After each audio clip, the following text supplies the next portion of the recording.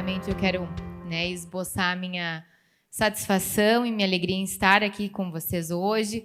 Agradecer publicamente ao Dr. Sérgio e à Neuza, que me convidaram novamente para estar aqui, nas 3 edições, para contar para vocês aí, nesse tempinho de 20 minutos, um pouquinho da pesquisa de doutorado que eu realizei dentro do programa de acolhimento familiar. Eu sou de Cascavel, tive a oportunidade de, durante 5 anos, estar dentro do programa de acolhimento familiar para promover essa pesquisa e, a partir daí, também auxiliar no aprimoramento de todas essas fases, desses módulos, do que efetivamente se ensinava e se capacitava dentro das famílias. Então, o meu objetivo aqui hoje é mostrar para vocês, então, um pouquinho dos estudos da psicologia, em especial da análise do comportamento, que foi onde a gente desenvolveu a base dos estudos que foram feitos nessa capacitação. A capacitação das famílias acolhedoras, obviamente, não é algo que a gente tem um número grande de publicações. O que a gente tem para conseguir embasar um estudo e aí efetivamente colocar um aprimoramento estudos em práticas educativas parentais dentro da nossa área e análise do comportamento há 35 anos pesquisando práticas educativas parentais. E é óbvio que a gente precisa aproximar essas práticas educativas que a gente tem para pais e cuidadores das famílias acolhedoras, o que é muito fácil, porque não se muda grandes práticas ao ensinar uma família acolhedora ou a ensinar pais a ter práticas educativas mais positivas e mais saudáveis. Então, a gente buscou parte desses estudos se embasar nesses estudos que a gente já tinha, muita parte das publicações dos estudos americanos sobre foster care também.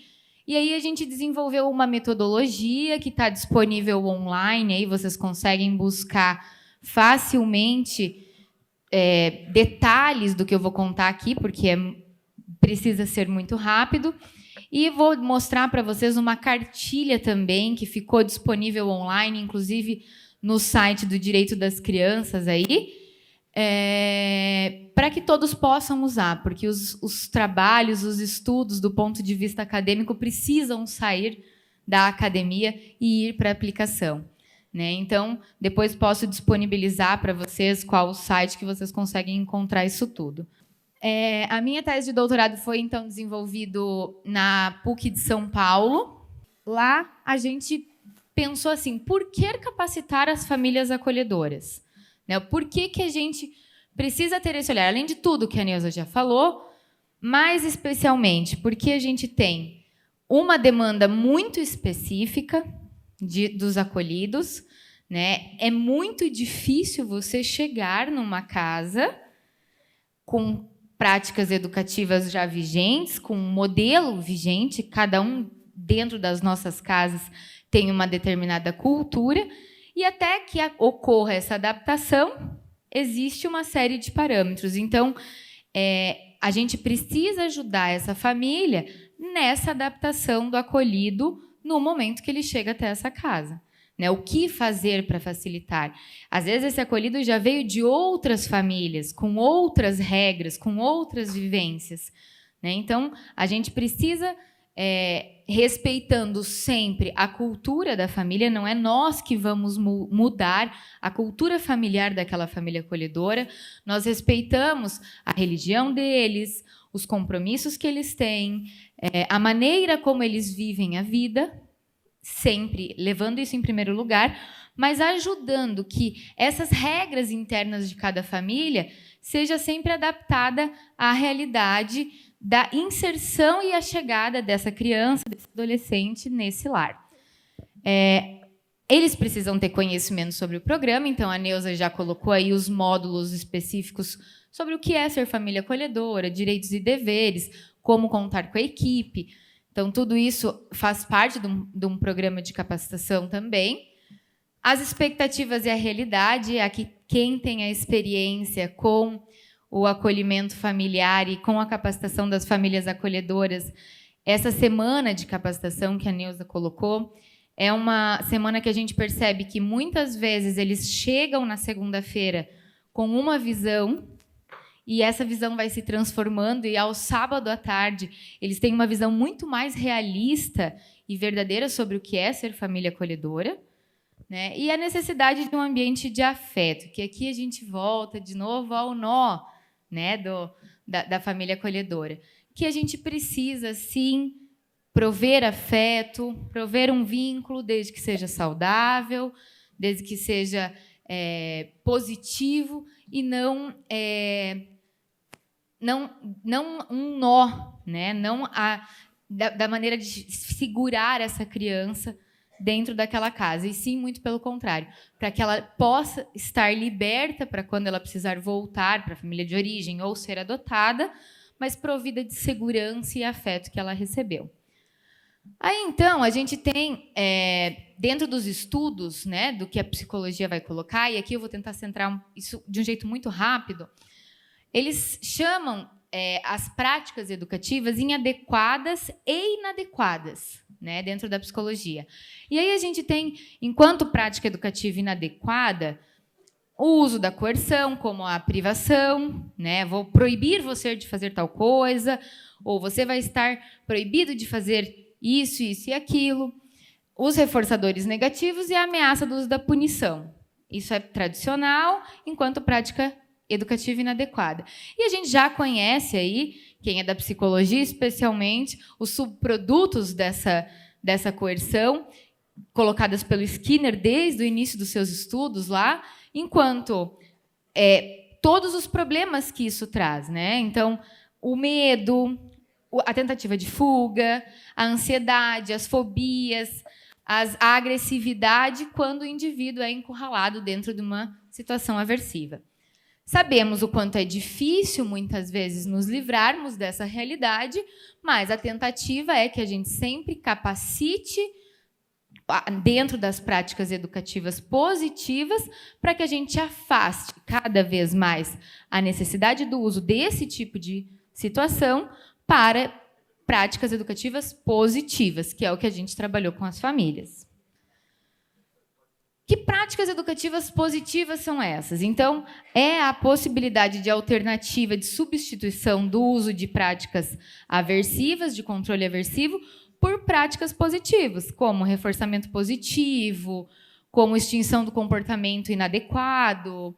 E a gente sabe, com todos os estudos da análise do comportamento, que não é possível a gente alterar um comportamento disruptivo de uma criança ou de um adolescente se a gente não ajudar a família a estar preparada a lidar com aquele comportamento, né? Então, aqui a gente também tem uma responsabilização e um momento de dividir as tarefas, além da criança, que muitas vezes vai ser tratada, né, por apresentar um comportamento inadequado e etc., uma responsabilização e o auxílio da família na mudança desse comportamento inadequado.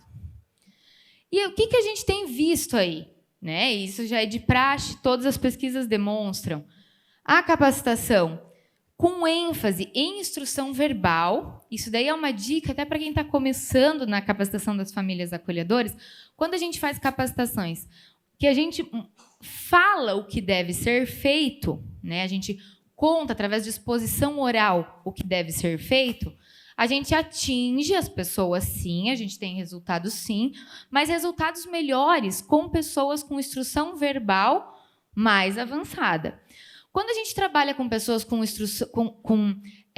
de grau acadêmico um pouco mais baixo, a gente sabe que a maneira como elas aprendem mais, o que se torna mais efetivo, é realmente a capacitação com habilidades práticas, com dramatizações, com filmes, com videomodelações através de apresentações de algumas vinhetas de vídeo, e aí você discute aquilo, você dramatiza com a pessoa, e isso vai fazer com que a gente possa abarcar um maior número de qualidade, né, uma maior quantidade de comportamentos positivos advindo dessa capacitação. É óbvio que isso vai depender sempre, né, da possibilidade da equipe estar fazendo isso, da estrutura que a equipe tem para fazer isso, mas é legal que a gente conheça isso e a gente saiba dessa informação para tentar adaptar a nossa realidade a essa situação. Então, como hoje a literatura dentro da psicologia mostra, então, como as práticas de ensino mais comuns, né, e que dão mais resultado dentro das capacitações. A gente sabe, então, das instruções verbais, o falar, o contar como fazer dá resultado, o contrato de contingências, que a gente conhece na nossa área como a possibilidade de você combinar algo e, posteriormente, quando aquilo for encontrado, né, quando o adolescente ou a criança atingir aquilo, você fazer um reforço, você valorizar aquele comportamento de alguma forma, né? Então, estabelecer um contrato sobre uma determinada coisa e ir reforçando na medida em que isso vai chegando mais próximo do comportamento final esperado. O vídeo feedback, que a gente trabalhou na nossa pesquisa, que foi filmar pedaços da interação entre a família acolhedora e essa criança, e depois separar um tempo e mostrar para essa família como está sendo essa interação, para que ela se dê conta de algumas coisas que ela está fazendo e que ela poderia melhorar. A videomodelação, que é muitas vezes você apresentar pequenas vinhetas, trechos de comportamento que você encontra na internet, enfim, e trabalhar em cima daquilo que a gente está assistindo, como reagir naquela situação, e o ensaio comportamental, que é a dramatização, a vivência, e você fazer com que o indivíduo experiencie, junto com você, o que você faria agora, se fosse isso. E a pessoa faz, e você, faz isso diretamente com a pessoa, ou com uma pessoa que está te ajudando na capacitação, ou com a própria família acolhedora. Como você reagiria se eu falasse isso? Então, você fala alguma coisa, espera a reação, e você dramatiza e vivencia aquilo. A gente sabe que esses últimos, que são essencialmente individualizados, né, dão muito resultado. E até na pesquisa eu vou mostrar para vocês que depois que a gente aplicou esses tipos de técnicas, o resultado e a evolução da capacitação, eu vou mostrar para vocês nos gráficos, que deu um salto muito grande, né?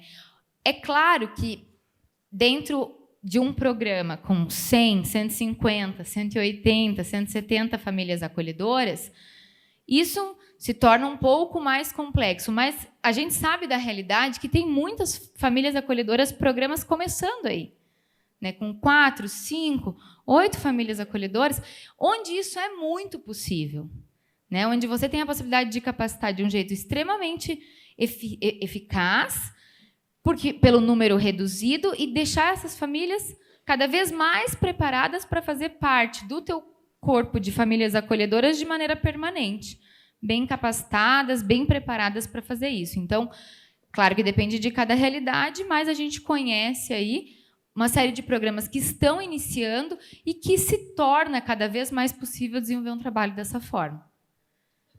E aqui, então, a gente tem, nessa tese de doutorado, o objetivo foi muito claro, né? Então, foi a capacitação do ensino e manutenção do uso de práticas educativas positivas e evitar ou diminuir o uso de práticas educativas negativas. A gente sabe que ambas essas práticas existem em todos os lares, né? É impossível a gente encontrar um lar rodeado só de práticas educativas positivas, então a gente queria aumentar o uso de práticas positivas e diminuir de maneira considerável o uso de práticas educativas negativas. E aí, a gente teve como participantes, então, 5 cuidadoras com suas crianças acolhidas. A gente teve que fazer um recorte de tempo de 6 a 9 anos. A gente teve 5 para o grupo experimental e 5 para o grupo controle, né? O palestrante hoje da manhã, o doutor Charles Nelson, mostrou aí, né, a necessidade, muitas vezes, da gente ter um grupo controle para saber se o que realmente está dando resultado é a capacitação, que não... Ou através de algum outro fenômeno externo. Então, 5 pessoas participaram e a gente acompanhou outras 5 que não participaram para verificar se o padrão delas continuava o mesmo ou haveria algum fator externo que poderia estar mudando esse padrão comportamental. E aí a gente escolheu e determinou uma faixa aí de algumas situações presentes nessas cuidadoras. Então, o acolhido tinha um comportamento problema, eles foram submetidos ao inventário de estilos parentais, que é o IEP, e que os resultados deles nesse inventário, que são um inventário com 42 questões, chegaram ao padrão de risco, né? Que era, então, quando a família apresenta comportamentos inadequados no cuidado com essa criança. Então, a gente se preocupou em ter realmente famílias que poderiam ter coisas para serem melhoradas durante esse processo, né? Então, a gente fez esse recorte. É óbvio que, quando a gente fala coisas inadequadas, isso não significa agressão. Muitas vezes a falta de interação suficiente. Então, vocês viram o vídeo hoje de manhã do Dr. Charles Nelson, que mostrou a cuidadora lá, no meio de um monte de criança, mas interagindo com ninguém. Ela só ficava ali, sem interação. Isso não é positivo, né? Então, quando a família não interage com aquela criança, só fica ali supervisionando, isso também não conta de maneira positiva. Então, a gente quer ensinar a ter interações positivas e não simplesmente ser neutro. Então, a gente olhava tudo isso, alguém que pudesse efetivamente mudar esse padrão de controle. Nunca tinham sido capacitadas comportamentalmente de um jeito mais breve, a não ser uma primeira capacitação.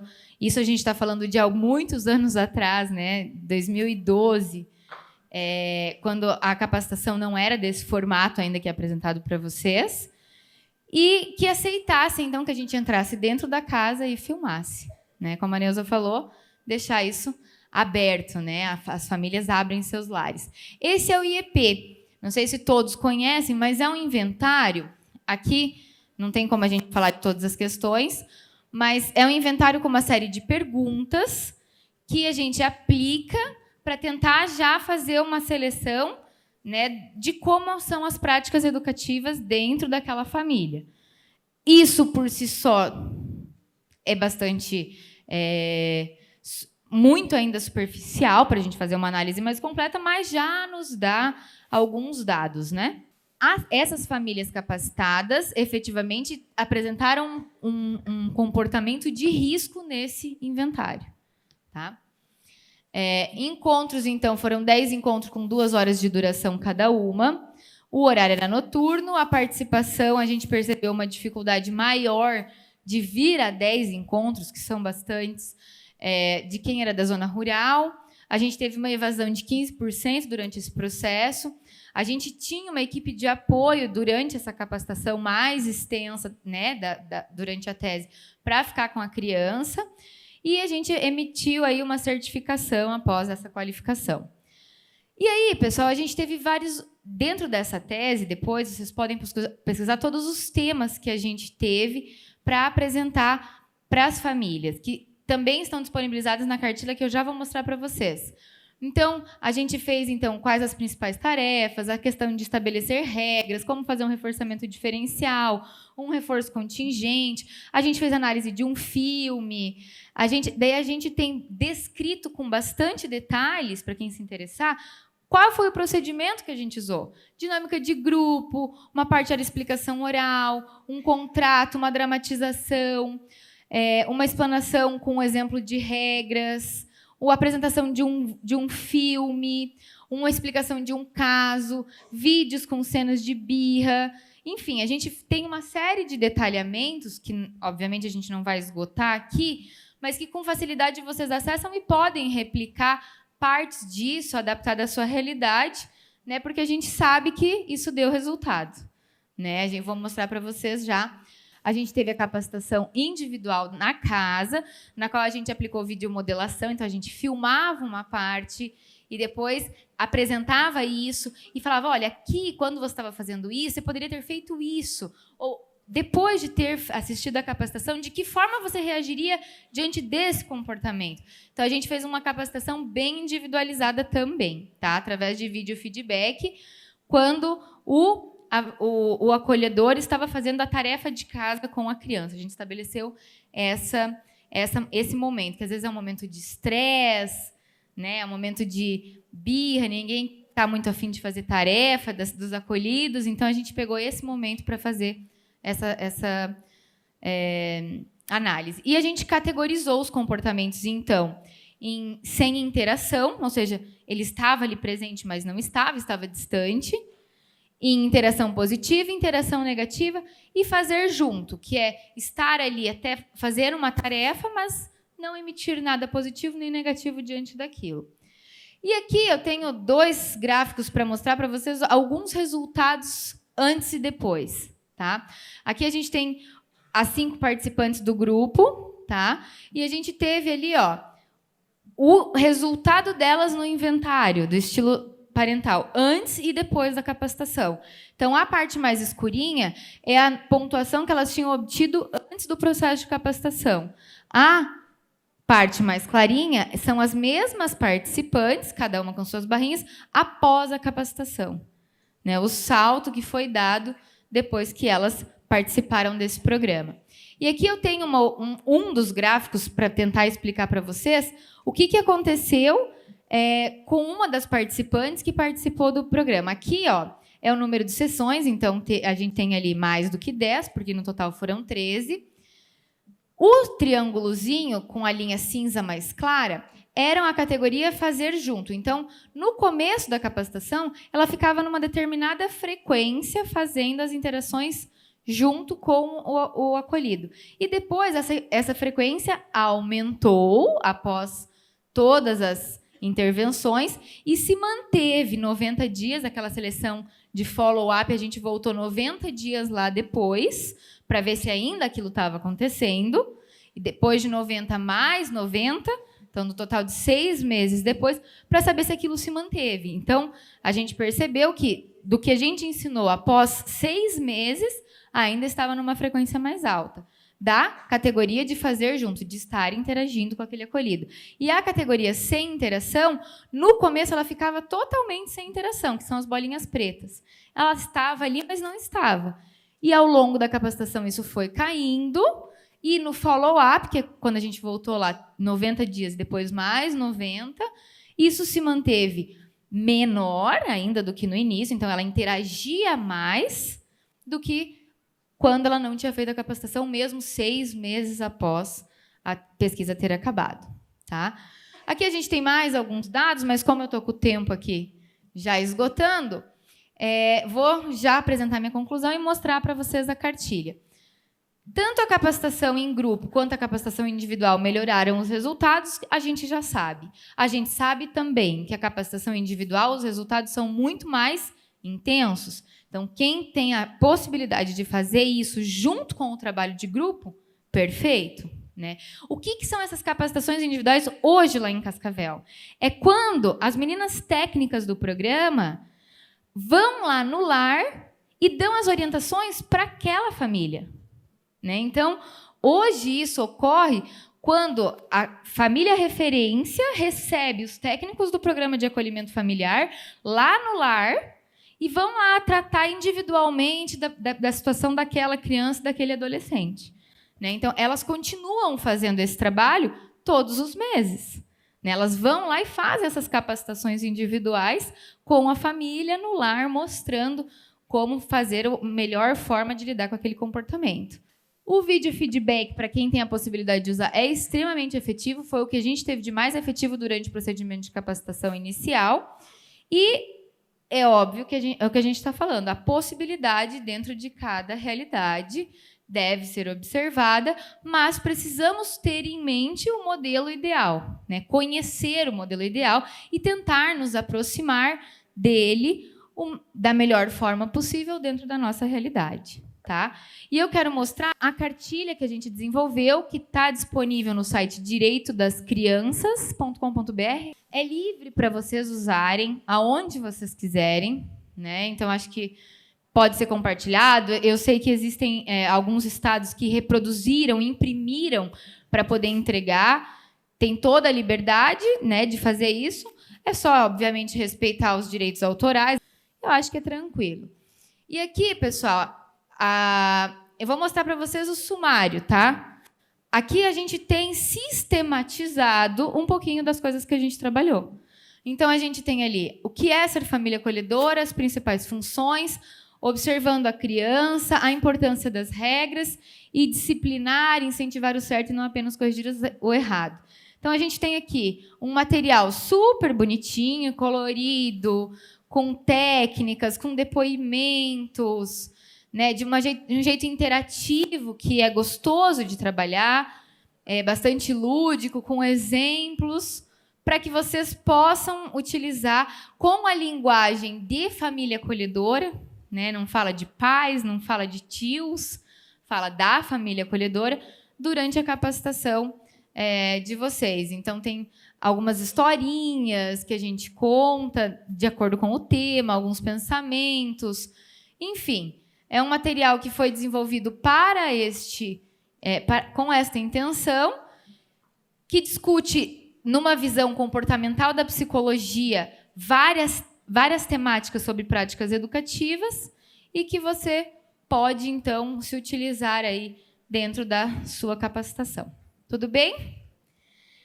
Eu sei que é pouco tempo e o que eu gostaria de deixar aqui é que a gente tenha claro, né, que o que a gente faz hoje com as crianças é o que elas vão fazer depois com a sociedade como um todo e que é por isso que o nosso trabalho deve ser cada dia melhor, porque eu sei que todos que estão aqui também estão preocupados com uma sociedade melhor. Muito obrigada e a gente está aberto aí para as perguntas.